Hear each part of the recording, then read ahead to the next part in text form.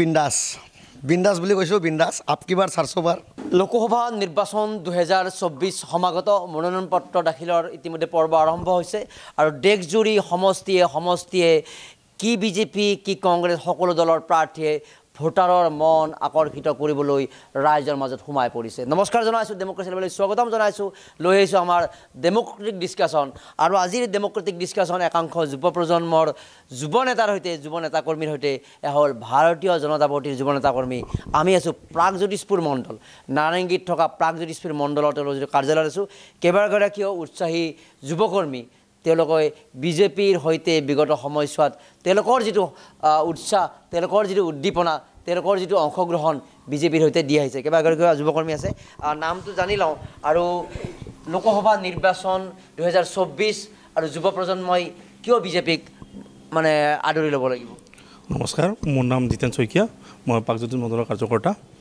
তাৰপিছত বিজেপিক এইকাৰণে ভোট দিব লাগে কাৰণ গোটেইখিনি যিমানখিনি আমাৰ ডেভেলপমেণ্ট দেখা পাইছোঁ, প্ৰথম 1 নম্বৰ ডেভেলপমেণ্ট গোটেই ইণ্ডিয়াতে ডেভেলপমেণ্ট। এই কোনো দিন মানে এনেকুৱা ডেভেলপমেণ্ট কোনো বেলেগ চৰকাৰ কৰিব পৰা নাই আৰু বিজেপিৰ দিনতে সম্ভৱ হৈছে। সেইকাৰণে ভাবোঁ আমি গোটেই যুৱ প্ৰজন্ম আমি বিজেপিৰ লগতেই আছোঁ আৰু ডেভেলপমেণ্টৰ লগত আছোঁ। ঠিক আছে। আচ্ছা, যুৱ প্ৰজন্মৰ ডেভেলপমেণ্টৰ লগত সম্পৰ্কৰ বাহিৰেও আৰু এটা কথা থাকে, নিবনুৱাৰ কথা বা তেনেকুৱা কথা। তো সেই আশাটো বিজেপি চৰকাৰে, হিমন্ত বিশ্ব শৰ্মাৰ চৰকাৰে, মোদী চৰকাৰে সেই আশাটো কিমান দেখুৱাবলৈ সক্ষম হৈছে? কথাটো এনেকুৱা নহয় যে 2 কোটি 3 কোটি চাকৰি দিয়াটোৱে হয়তো নিবনুৱা সমস্যাৰ সমাধানৰ উপায় নহ'ব পাৰে। এনেকুৱা হ'ব পাৰে যে দেশখনক কোনটো সপোনেৰে আগবঢ়াই লৈ গৈছে সেই কথাটোও যুৱ প্ৰজন্মৰ বাবে এটা আশাৰ বতৰা হ'ব পাৰে। হয়, নমস্কাৰ, মোৰ নাম শ্ৰী বিজিত বৰা। আৰু আপোনাৰ প্ৰশ্নটো মই এইটোৱে ক'ব খোজোঁ, হয় আপোনালোকে যিহেতু গম পাইছেই বিজেপিয়ে নিবনুৱাসকলক 1 লাখ লোকক চাকৰি দিবলৈ সক্ষম হৈছে আৰু ভৱিষ্যতেও আৰু তেখেতলোকে আৰু কৰিব তাৰ কাৰণে।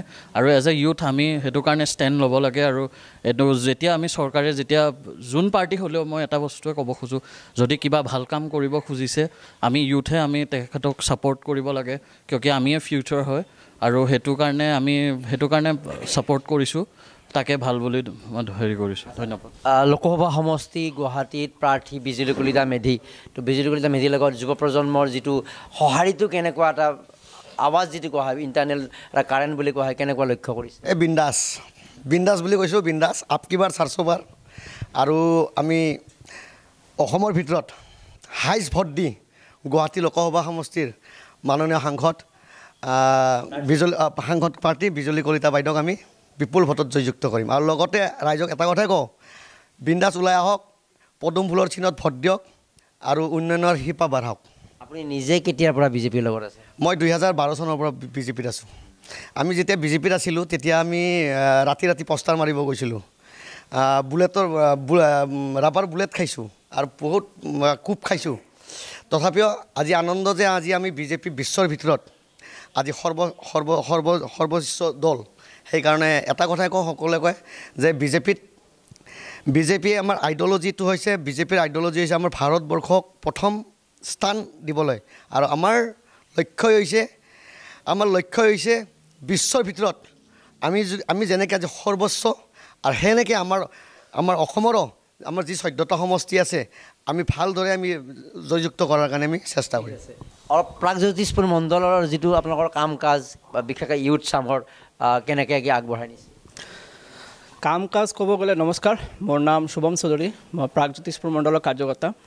কাম কাজ ক'ব গ'লে আমাৰ প্ৰধানমন্ত্ৰী ডাঙৰীয়া হওক অথবা মুখ্যমন্ত্ৰী ডাঙৰীয়া হওক, আমাৰ যিটো গৰীবৰ আঁচনি, মানে যোনটো মানে ধৰক গৰীবৰ আঁচনিৰ ৰেখাটো পাৰ কৰি আহিছে, সেইটো হৈছে আটাইতকৈ ডাঙৰ কাম। কিয়নো আগতে এনেকুৱা উন্নতি হোৱা নাই যোনটো এতিয়া স্তৰত যিটো উন্নতি হৈ আছে। আৰু মই যিটো বিশ্বাসী, এইটো বছৰ আপোনাৰ যিটো লোকসভা সমষ্টি আপোনাৰ যিটো নিৰ্বাচন হ'ব, 400 পাৰ হ'বই। আপকি বাৰ মোদী চৰকাৰ ডেফিনেটলি হ'ব। বিজেপিৰ লগত কেতিয়াৰ পৰা আৰু কোনখিনি যিটো আশা থাকে, কনফিডেঞ্চ থাকে, চাকৰিটো পোৱাটোৱে নহয়, যিটো চৌপাশৰ যিটো নিৰাপত্তা, দেশৰ যিটো নিৰাপত্তা, এইবিলাক বহু কথা থাকে। তো এগৰাকী যুৱ প্ৰজন্মৰ প্ৰতিনিধি হিচাপে বিজেপিত থাকি বা বিজেপিৰ হকে কাম কৰি কোনখিনি সেইটো নিৰাপত্তা, কোনখিনি সেইটো সন্তুষ্টি আছে? লগতে ছিনিয়ৰ যিসকল নেতা, তোমালোকৰ যিটো ইমিডিয়েট, আমি নিহাৰেন্দ্ৰক জানো, তেওঁৰ প্ৰেচিডেণ্ট বা আকৌ যিটো ষ্টেট প্ৰেচিডেণ্ট, কেনেকুৱা সম্পৰ্ক মেইনটেইন কৰি থাকে? প্ৰথম কথা হৈছে বিজেপি অহাৰ পৰা যদি আপুনি চাই অল এৰাউণ্ড ডেভেলপমেণ্ট হৈছে।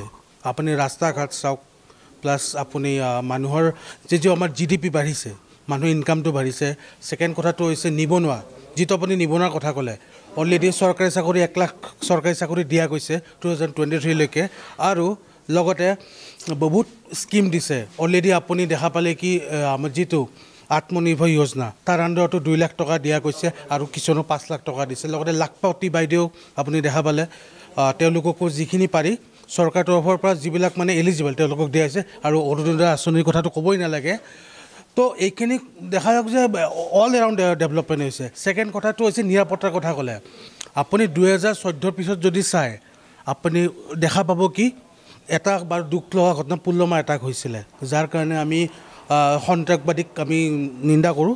তো অসম হওক ভাৰতত হওক এনেকুৱা ধৰণৰ ঘটনা নিৰাপত্তা কোনো হোৱা নাই। আৰু অলৰেডি সেনাত যেনেকুৱা ধৰণৰ ৰিক্ৰুটমেণ্ট ড্ৰাইভ চলিছে, আপোনাৰ অগ্নিবীৰ যোজনা আহি গ'ল, তাৰ আণ্ডাৰ তো মোদী চৰকাৰৰ বহুত কাম কৰিছে আৰু কৰিব লগা আছে। এই এখন দেশত বিভিন্ন সমস্যা থাকে, মানে কোনো এটা গভৰ্ণমেণ্টে যে আহিয়ে 5-10 বছৰ 100% ছল্ভ কৰি দিব, ডেটছ নট পচিবল।